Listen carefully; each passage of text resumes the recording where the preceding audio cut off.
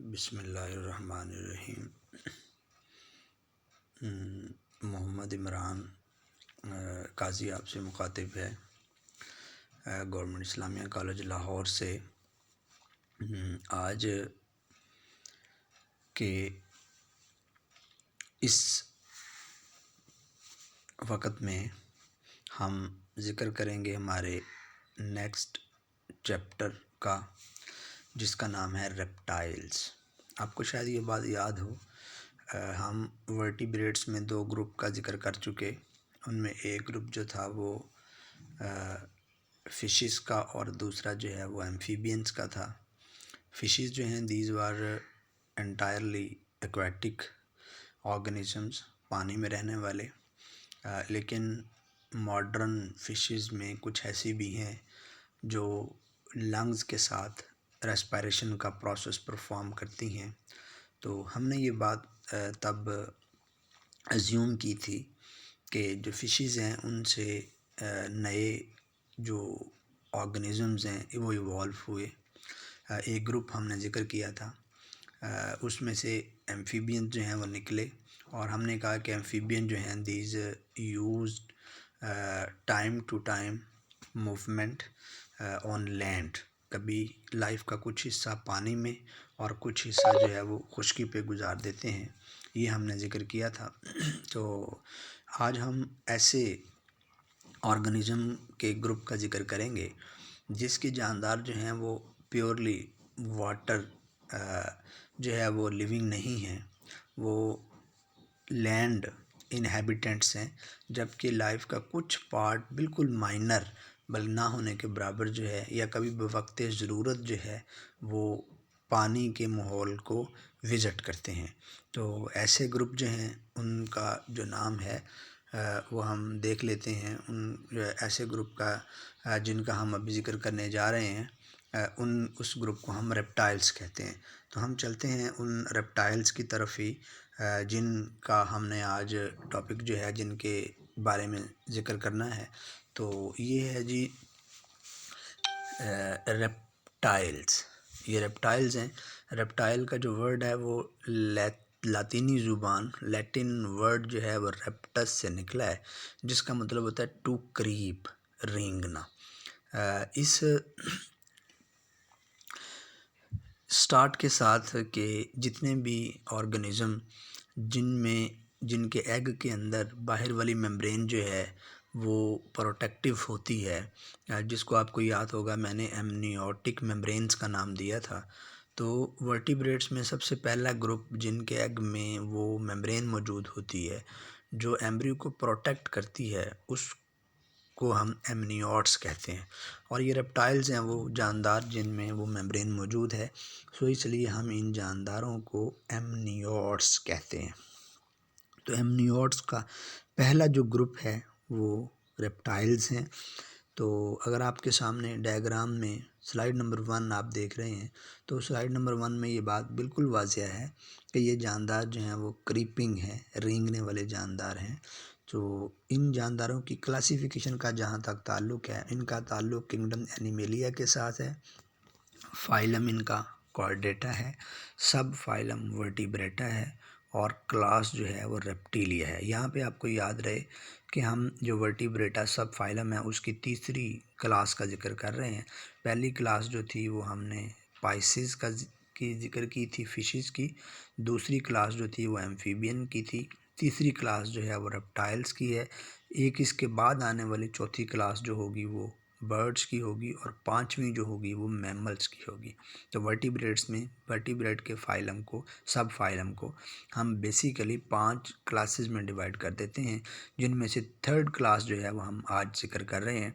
तो इसके अंदर जो एनिमल्स मौजूद हैं उनमें chameleon, tortoise, turtle, skink, snake, geckos, lizard and crocodile जो हैं वो इंक्लूडेड हैं। एवोल्यूशनरी पर्सपेक्टिव जहाँ तक ताल्लुक़ है, ये जानदार जो हैं वो कहाँ से आए हैं।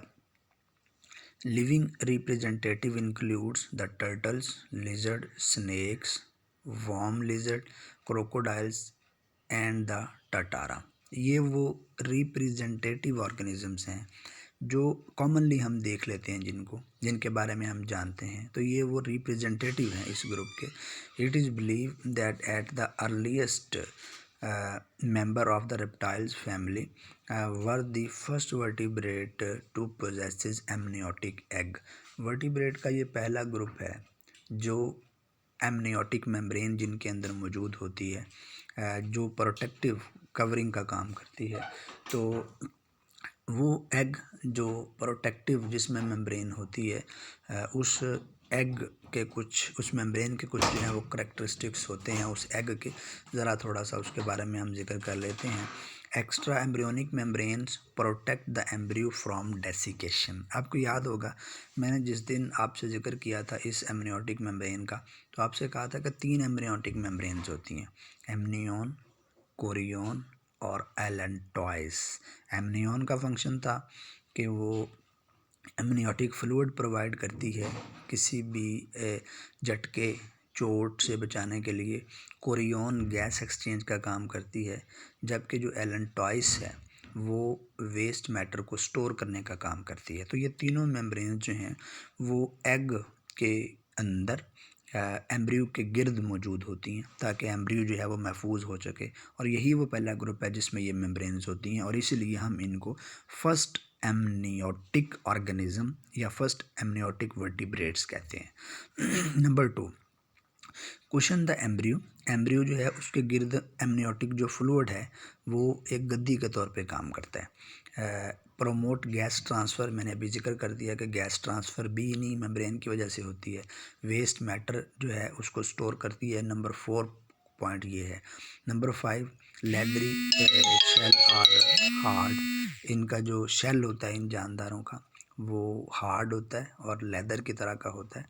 Number 6, albumin cushion the embryo and provides moisture and nutrients. Albumin जो है ये प्रोटीन है उस एग के अंदर जो कुशन के तौर पे काम भी करती है और बढ़ते हुए बच्चे के लिए, डेवलपिंग एम्ब्रियो के लिए मॉइस्चर और न्यूट्रिएंट्स जो हैं वो भी प्रोवाइड करती है।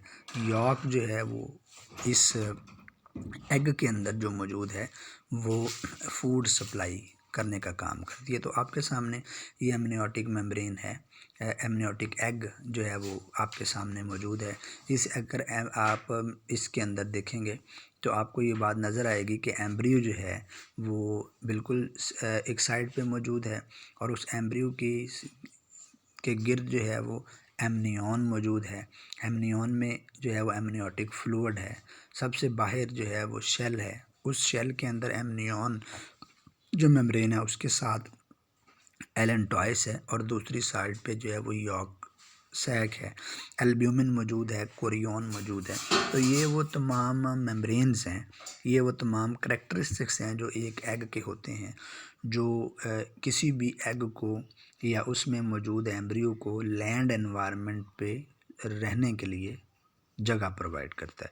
अब एवोल्यूशनरी पर्सपेक्टिव में जहाँ तक एमनियोटिक एग का ताल्लुक है उसकी बात कर लेते हैं कि the amniotic egg is the major synapomorphy that distinguishes the reptiles, birds and mammals from the vertebrates in the non-amniotic lineage। तो vertebrates के अंदर 3 ग्रुप, रेप्टाइल्स एक जो हमने आज स्टार्ट किए हैं, बर्ड्स जो हम इसके बाद जिक्र करेंगे और मैमल्स जो उसके बाद जिक्र करेंगे। ये 3 जो ग्रुप हैं, ये तीनों के एम्ब्रियो जो है वो इन एमनियोटिक मेम्ब्रेन्स के अंदर बंद होते हैं। तो इन्हीं तीनों को ये एमनियोटिक मेम्ब्रेन या एमनियोटिक एग दूसरे एनिमल्स और दूसरे जो वर्टिब्रेट्स हैं उनसे अलहदा करते हैं, उनसे मुमताज़ करते हैं, क्योंकि ये करैक्टरिस्टिक जो है वो इनके अलावा उन दूसरे जानदारों के अंदर मौजूद नहीं है।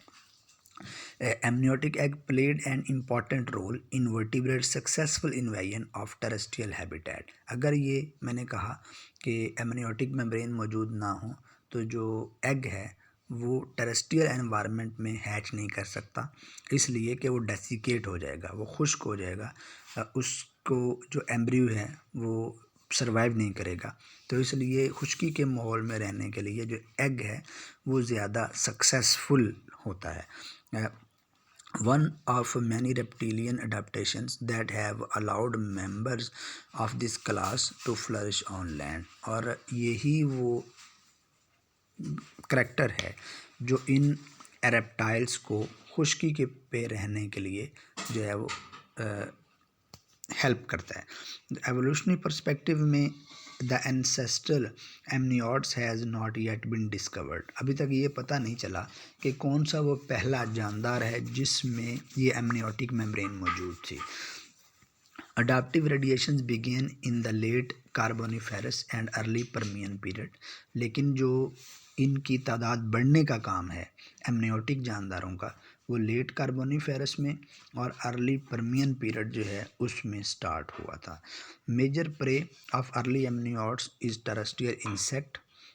ये जानदार जो थे उस वक़्त ये कीड़े मकोड़े जो हैं उन पे फीड करते थे।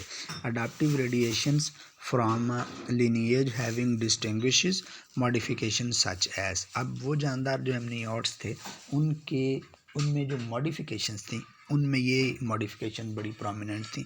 नंबर 1 स्कल जो है वो मौजूद था। नंबर 2 जॉज जो हैं उनमें कुछ मॉडिफिकेशन थी। नंबर 3 जो मसल्स हैं वो मौजूद थे स्केलेटन के साथ अटैचमेंट में। तो ये 3 जो हैं वो बड़े प्रोमिनेंट करैक्टर्स हैं जो जिस वक़्त ये एमनियोटिक लीनिएज स्टार्ट हुई उस वक़्त ये करैक्टर्स जो हैं वो मौजूद थे। Subclass on the basis of these modifications are. अब ये 3 मॉडिफिकेशंस थी इन रेप्टाइल्स के अंदर, एमनियोट्स के अंदर। कौन सी? स्कल का स्ट्रक्चर, जास में मॉडिफिकेशन और मसल्स अटैचमेंट। इन तीनों करैक्टर्स की बेस पे जो रेप्टाइल क्लास है उसको हम 3 सब क्लासेस में तकसीम करते हैं। पहली सब क्लास जो है उसका नाम है एनैप्सिडा। दूसरी जो क्लास है उसका नाम है डाईएप्सिडा।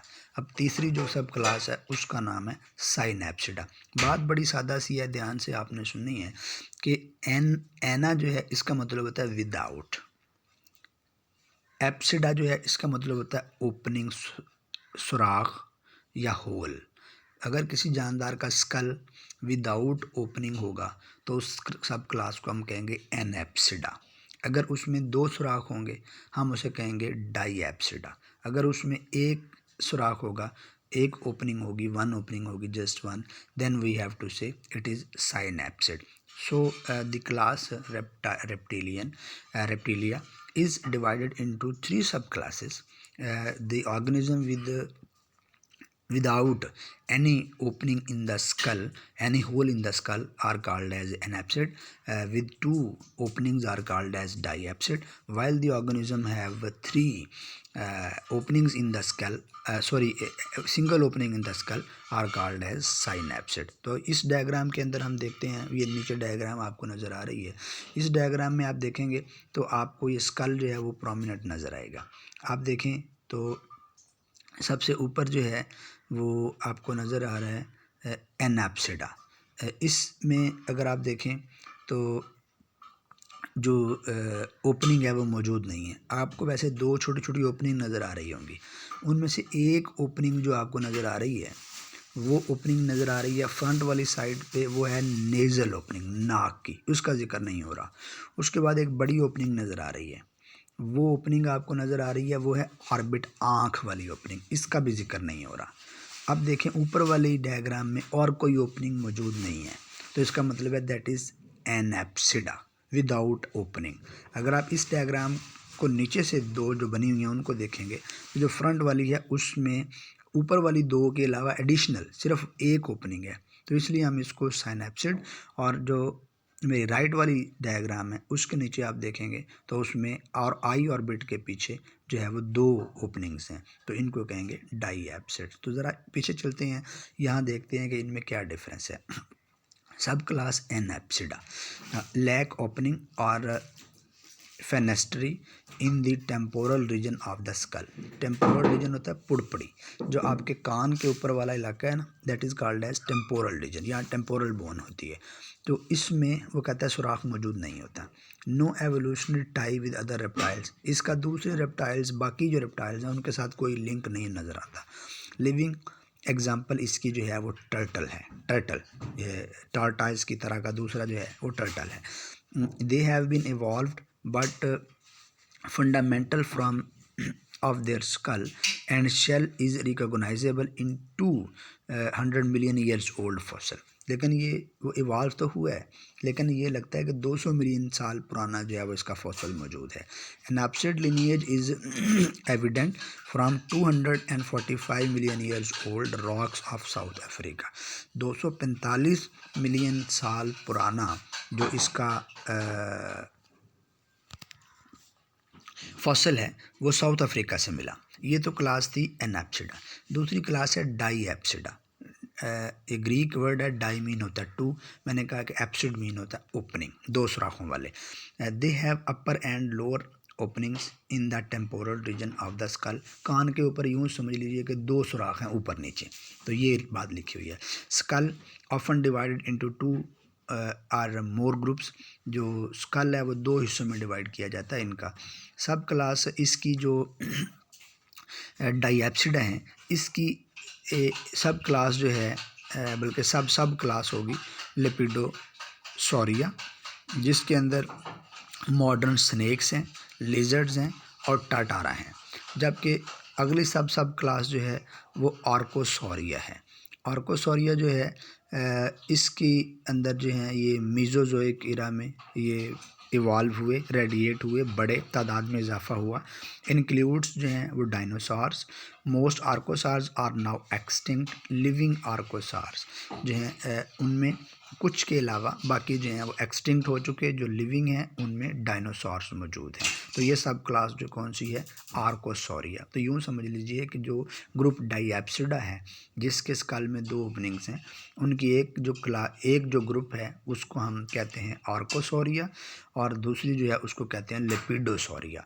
तो लेपिडोसॉरिया जो है उसमें वो रेप्टाइल जो हमारे इर्द गिर्द मौजूद हैं तकरीबन ये मौजूद हैं, जबकि आर्कोसॉरिया के अंदर वो रेप्टाइल्स मौजूद हैं जो एक्सटिंक्ट हो चुके हैं और उनमें डायनासोर जो हैं वो उसकी बड़ी कॉमन एग्जांपल है. थर्ड जो ग्रुप है उसे हम कहते हैं साइनैप्सिड. मैंने कहा कि साइनैप्सिड वो ऑर्गेनिजम्स हैं जिनका स्कल जो है वो सिंगल ओपनिंग के साथ मौजूद होता है. Possesses a single dorsal opening in the temporal region of the skull. एक ही जो है वो ओपनिंग होती है. No descendants of this group survive today. इसका कोई ग्रुप जो है वो मौजूद नहीं है. Also called therapsid give rise to mammals. और ये भी कहा जाता है कि इसी साइनैप्सिड जो कि हमारे भी एक ही सुराख है उस जगह पे जहाँ इनके मौजूद है, तो एक जो थेराप्सिड था जो साइनैप्सिड ही था जिसके स्कल में एक ही सुराख था, उससे ही मैमल जो हैं वो बने हैं और वो इसके तमाम जो ग्रुप के मेंबर्स हैं वो ख़त्म हो चुके हैं. अब ये हम क्लैडिस्टिक इंटरप्रिटेशन देखते हैं एमनियोटिक लीनिएज की कि ये कहाँ से आया, कहाँ जो है ये सर्वाइव कर रहा है, किस तरह से जानदार जो उनसे इनका ताल्लुक़ है. मार्फो मोनोफाइलेटिक लीनिएज. मोनोफाइलेटिक लीनिएज का मतलब होता है तमाम जो रेप्टाइल्स हैं उनका ओरिजिन जो है वो एक ही किस्म के जानदारों से हुआ है. तो birds mammals share common ancestry with reptiles. Birds भी, मैमल्स भी और रेप्टाइल, ये तीनों जो ग्रुप हैं इन तीनों के बारे में ये बात फ़र्ज़ की जाती है कि ये तीनों जो हैं वो एक ही जानदार से इवॉल्व हुए हैं. इसलिए हम इस लीनिएज को मोनोफाइलेटिक लीनिएज कहते हैं.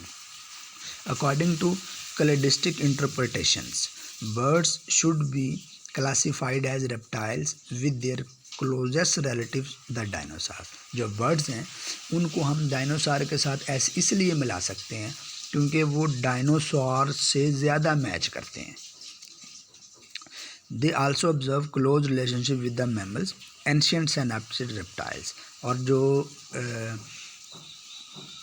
बर्ड्स हैं वो मैमल्स के साथ भी और जो पुराने रेप्टाइल्स हैं उनके साथ भी मिलते जुलते हैं. तो इसका मतलब ये हुआ कि बर्ड्स जो हैं वो डायनासोर से मिलते जुलते हैं और डायनासोर जो हैं वो एक ऐसा ग्रुप है जिनसे मैमल जो हैं वो इवॉल्व हो सकते हैं या उनके रिलेटिव से मैमल जो हैं वो इवॉल्व हुए हैं.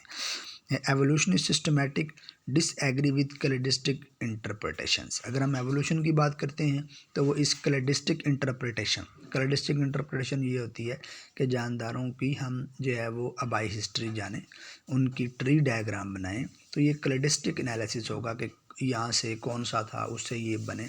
तो जब हम एवोल्यूशन की बात करते हैं तो एवोल्यूशन जो है वो इससे एग्री नहीं करती कि जो रेप्टाइल्स हैं, बर्ड्स हैं और मैमल्स हैं, इनका ताल्लुक जो है वो एक ही ग्रुप से है। According to them birds and mammals have important morphological, behavioural and ecological characteristics that warrants their assignment to separate classes, और इसीलिए इन तमाम को अलग-अलग क्लासेस में रखना जो है वो ज़रूरी समझा जाता है। अब यहाँ पे एक डायग्राम छोटी सी नज़र आती है। इस डायग्राम में उसने बता दिया है कि एनाप्सिड्स, डाईएप्सिड्स और साइनैप्सिड्स जो हैं उसमें कौन कौन से जानदार शामिल हैं और इन तमाम जानदारों का जो ओरिजिन है वो किस तरह के जानदार से हुआ। तो इसको हम क्लेडिस्टिक एनालिसिस का नाम देते हैं। तो आगे हम चलते हैं जी, रेप्टाइल्स की बात करते हैं कि जो रेप्टाइल्स हैं वो क्या होते हैं। Reptiles are dominant part of any major ecosystem only in tropical and subtropical environment. Tropical and सब ट्रॉपिकल वो एरियाज़ होते हैं जहाँ पे बारिश जो है वो मुनासिब होती है और टेम्परेचर जो है वो भी दरमियाना होता है। ट्रॉपिकल और सब ट्रॉपिकल एरियाज़ में सबसे बड़ा जो फानल ग्रुप है या जो फाना है वो रेप्टाइल्स पे मुश्तमिल होता है। Skull with one surface for articulation with the first neck vertebra, respiration by the lungs। ये जानदार जो होती हैं वो इनका सर जो है वो एक ही वर्टिब्रे के ऊपर घूमता है, तो उसकी वजह से ये जानदार जो है वो अपने सर को नोड हिला सकते हैं और ये सांस लेने के लिए अपने फेफड़ों का इस्तेमाल करते हैं। इनकी जो किडनी होती है वो नेफ्रिक किडनी होती है। किडनी जो होती है एवोल्यूशन की अगर हम बात करें तो प्रोनेफ्रिक, मीजोनेफ्रिक और मेटानेफ्रिक। सबसे पहले अगर आपको याद हो प्लेनेरिया जो पार्ट 1 में आपने वो जिक्र किया था, तो प्लेनेरिया जो है उसमें प्रोनेफ्रिक किडनी था, बल्कि अगर हम उससे भी ऊपर चले जाएं वहाँ तो डिटेल में जिक्र ही नहीं कर सकते। अगर हम आगे आ जाएं इन्वर्टिब्रेट्स, हायर इन्वर्टिब्रेट्स के अंदर, तो उसमें जब हम अर्थवर्म का जिक्र करते हैं तो या दूसरे जानदारों का जिक्र करते हैं तो उसमें जब किडनी जो है इवॉल्व हुई थी तो सबसे पहले वो थी प्रोनेफ्रिक किडनी। उसके बाद उसमें थोड़ी सी क्या होती है प्रोनेफ्रिक किडनी, ये जिक्र होगा जाके जो है वो फिजियोलॉजी के अंदर कि कौन सी किडनी की कौन सी टाइप है। लेकिन फ़िलहाल ये बात ध्यान में रखिएगा कि किडनी जो है वो सबसे पहले जो इवॉल्व हुई थी वो प्रोनेफ्रिक थी, उसके बाद जो है वो मीजोनेफ्रिक थी, उसके बाद जो है वो मेटानेफ्रिक थी और मेटानेफ्रिक किडनी जो है वो हमारी किडनी से मैच करती है तकरीबन, बल्कि वही होती है। तो मेटानेफ्रिक किडनी जो है वो इनके अंदर मौजूद होती है, मॉडर्न कह लीजिए। इंटरनल फर्टिलाइजेशन होती है इन जानदारों के अंदर और एग जो है वो एमनियोटिक होता है। एमनियोटिक एग से मुराद क्या है, मैंने पहले भी कई दफ़ा जिक्र कर दिया कि एग जो है उसके अंदर और जो डेवलपिंग एम्ब्रियो है उसके बाद जो है वो प्रोटेक्टिव मेम्ब्रेन्स मौजूद होती हैं।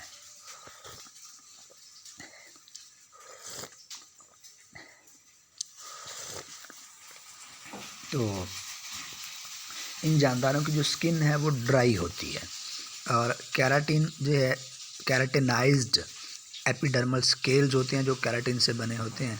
कैराटिन क्या होती है? कैराटिन रेजिस्टेंट प्रोटीन है found in epidermally derived structures of amniote, protective in nature, ये प्रोटेक्शन का काम करती है। Prevent water loss across the body when bonded to phospholipids, जब ये कैराटिन प्रोटीन फॉस्फोलिपिड से बाउंड कर जाती है तो ये पानी के लॉस को महफूज करती है। अब जो क्लास ऑर्डर है, क्लास जो रेप्टाइल्स है, इनको हमने कुछ जो ऑर्डर्स हैं उनमें डिवाइड कर रखा है। पहला हम there are 17 orders of reptiles. Class reptile को, रेप्टिलिया को हमने 17 जो ऑर्डर्स हैं उनमें डिवाइड कर रखा है। मोस्ट ऑर्डर्स जो हैं दीज हैव बीन एक्सटिंक्ट, जबकि 4 ऑफ 17 आर लिविंग रिप्रेजेंटेटिव, 4 जो हैं वो हमारे पास मौजूद हैं जिनके मेंबर्स हमें मिलते हैं, रिप्रेजेंटेटिव हैं। Members of 3 of 4 order describe have live on all continent except Antarctica. 4 में से जो 3 ऑर्डर्स हैं रेप्टिलिया, क्लास रेप्टिलिया के, वो तो हर कॉन्टिनेंट के अंदर मौजूद हैं मासवाए एंटार्क्टिका के। जो ऑर्डर 4 जिनकी हम बात करते हैं उनका जिक्र कर लेते हैं। ऑर्डर जो है वो टेस्ट्यूडीन्स, किलोनिया एक, number 2 order squamata, number 3 order rhynchocephalia, number 4 order crocodilia. तो ये 4 ऑर्डर्स हैं। यूँ समझ लीजिए कि क्लास को हमने 4 ऑर्डर में डिवाइड कर रखा है। पहला जो ऑर्डर है उसका नाम है ऑर्डर टेस्टुडिन, दूसरा order squamata, third order rhynchocephalia and number 4 जो है वो हमारे पास है ऑर्डर क्रोकोडाइलिया। पहला ऑर्डर जो है वो टेस्टुडीन है, किलोनिया। टेस्टुडीन जो हैं ये टेस्टुडीन जो हैं वो इसमें टेस्ट्यूडो से लफ्ज़ निकला है और टेस्ट्यूडो कहते हैं टॉर्टाइस को। तो इसका मतलब है ये आगे चलते हैं जी। दूसरा लफ्ज़ है किलोनिया या, तो ये ग्रीक लफ्ज़ है। ग्रीक लफ्ज़ में किलोन जो है वो भी टॉर्टाइस को कहते हैं। तो टॉर्टाइस की जो फैमिली है उसके जो ग्रुप हैं उसके जो मेंबर्स हैं उनको मिला के हमने क्लास रेप्टिलिया के जिस ऑर्डर में प्लेस कर रखा है उसको हम कहते हैं ऑर्डर टेस्ट्यूडीन्स। तो मेंबर्स इनके जो हैं वो टर्टल्स हैं। अप्रॉक्सीमेटली 225 स्पीशीज़ जो हैं वो डिस्कवर्ड हैं। करेक्टरिस्टिक्स इस ग्रुप के जो होंगे उसमें शेल जो होगा, जो एनिमल की बॉडी के अंदर हो, बॉडी के गिर्द होगा, एक्सोस्केलेटन है बेसिकली ये, वो हड्डियों से मिलकर बना है। Limbs articulating internally to the ribs, जो बाजू होते हैं या टांगें होती हैं वो उनकी रीढ़ की हड्डी के साथ जो है वो मूव करती हैं और वो बॉडी के अंदर मूव करती हैं। चल तो बाहर रही होती हैं लेकिन आर्टिकुलेशन जो घुमाव होता है वो शेल के अंदर रीढ़ की हड्डी के साथ होता है। कैराटिनाइज्ड बीक रादर देन टीथ, इनके दांत नहीं होते लेकिन जो बीक होती है वो कैराटिन प्रोटीन से बनी होती है। अभी मैंने जिक्र किया था पीछे कि कैराटिन प्रोटीन जो है वो प्रोटेक्टिव होती है, वाटर जो है उससे महफूज रखती है और वो हार्ड होती है। Carapace dorsal portion of the shell, जो इसका शेल होता है टॉर्टोइस का, उसके ऊपर वाला जो ढकना होता है उसको हम कैरापेस कहते हैं। Carapace formation formed from the fusion of vertebrae. अब ये कैरापेस कैसे बनता है, बड़ा इंपॉर्टेंट पार्ट है। Carapace formation formed from the fusion of vertebrae, expanded ribs and bones in the dermis of the skin. 3 चीज़ें जो हैं वो बड़ी अहम हैं कैरापेस की फॉर्मेशन के लिए। Among them one is fusion of vertebral column या fusion of few vertebrae, number 2 their expanded ribs, and number 3 bones in the epidermis of the skin. These 3 components when combined with one another, when help one another, these give rise to a carapace, the upper cover of their shell.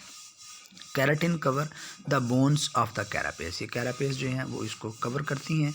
तो प्लास्ट्रन इसका ventral reason होता है, shell का ऊपर वाला part, carapace नीचे वाला जो है एनिमल के नीचे जो है वो प्लास्ट्रन है। प्लास्ट्रन जो है ये फॉर्मेशन होता है पेक्टोरल ग्रिडल से और डर्मल बोन से। पेक्टोरल ग्रिडल और डर्मल जो है वो ये दोनों जब मिलती हैं तो उसको हम मिला के या उसके मिलने की जो फॉर्मेशन है वो प्लास्ट्रन कहलाती है। ये भी कैराटिन से कवर होती है। In some turtle such as North American box turtle, the shell has a flexible area or hinges that allows the anterior and posterior edges of the plastron to be raised. जो shell है वो नरम होता है बाज़ जगह से, बाज़ पॉइंट से, जिनकी वजह से जो एनिमल का शेल है या प्लास्ट्रॉन है नीचे वाला जो एरिया है वो ऊपर नीचे होने की सलाहियत रखता है। hinges allows the shell opening and close when the turtle withdraws into the shell, और वही वो hinges हैं, वही वो नॉर्मल पॉइंट्स हैं जो शेल को बंद होने और खुलने में मदद देते हैं जब एनिमल ने अपनी बॉडी को शेल के अंदर लेके आना हो या शेल से बाहर निकालना हो। Turtles have 8 cervical vertebrae, important point है, that can be articulated with into an S shaped configuration. 8 cervical vertebrae होती हैं गर्दन की और जो मूव करती हैं एस शेप में, which allows the head to be drawn into the shell, जिसकी वजह से जो शेल है वो उसके अंदर गर्दन जो है वो चली जाती है। इनकी लंबी लाइफ जो है वो होती है। रीच सेक्सुअल मैच्योरिटी आफ्टर 7 और 8 ईयर्स, ये 7 से 8 साल गुजारने के बाद जो हैं वो मैच्योर होते हैं। एंड लिव 14 और मोर, 14 या उससे भी ज़्यादा साल ज़िंदा रहते हैं। Large tortoise of the Galapagos island may live in excess of 100 years. Galapagos island का जो टर्टल है वो 100 साल से ज़्यादा रहता है। ऑल टर्टल्स आर ओवीपेरस, ये तमाम जो है वो अंडे देते हैं। Female use hind limbs to excavate nest in the soil, जो फीमेल होती है वो अपनी पिछली टांगों का इस्तेमाल करती है सॉइल के अंदर जो है वो घोंसला बनाने के लिए। Lay eggs and cover with shells, अंडे देती है और उसको कवर कर देती है। क्रच साइज 5 to 100 एग्स, 5 से लेकर 100 अंडे दे सकती है। Development takes form 4 weeks to 1 year, जो डेवलपमेंट है अंडों के अंदर एम्ब्रियो की वो 4 हफ्तों से लेकर 1 साल लगा सकती है। Parent does not attend the eggs during development, माँ और बाप अंडे की केयर नहीं करते। The young are independent of the parents at hatching, जो बच्चे हैं वो पैदा होने के बाद माँ बाप पे डिपेंड नहीं करते। Slow rates of growth and long juvenile period make turtles vulnerable to extinction, इसकी जो है वो ग्रोथ रेट का बिल्कुल स्लो होना और टर्टल का वल्नरेबल होना, मतलब नुकसानात का सामना करना जो है इसकी ख़त्म होने का ज़िम्मेदार है। और इसी वजह से इसकी जो मॉर्टेलिटी रेट है, जो मौत का की रेशो है वो ज़्यादा होती है। सम स्पीशीज़ आर सीवियरली थ्रेटन्ड, जैसा कि सी टर्टल कुछ जो मेंबर्स हैं वो एक्सटिंक्ट होने के करीब हैं, थ्रेटन्ड है, जिनमें सी टर्टल जो है वो शामिल है। तो ये पहला ग्रुप हमने रेप्टाइल्स का ऑर्डर जिक्र किया, जिसको हम कहते हैं ऑर्डर टेस्ट्यूडीन्स। तो ये ऑर्डर टेस्ट्यूडीन हमने आज जिक्र किया। इसके बाद जो हैं वो 3 ऑर्डर्स जो हैं वो और हमारे मौजूद हैं, जिनको इंशाल्लाह हम जो हैं वो जिक्र करेंगे।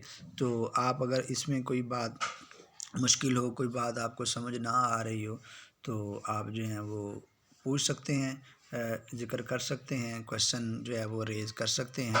इसके नेक्स्ट 3 ऑर्डर्स जो हैं वो इंशाल्लाह हम ज़िक्र करेंगे। तो आज हमने रेप्टाइल्स का इंट्रोडक्शन, एमनियोट्स क्या होते हैं, वो कहाँ से इवाल्व हुए, इनके एवोल्यूशनरी पर्सपेक्टिव और पहला जो ऑर्डर है रेप्टाइल्स का वो हमने ज़िक्र किया है। तो ये हमारा लेक्चर नंबर 1 था। इंशाल्लाह ज़िंदगी रही तो नेक्स्ट हम मुलाकात करेंगे। इसी के साथ अपना ख्याल रखिएगा। मुझे इजाज़त दें। फ़ी अमान अल्लाह।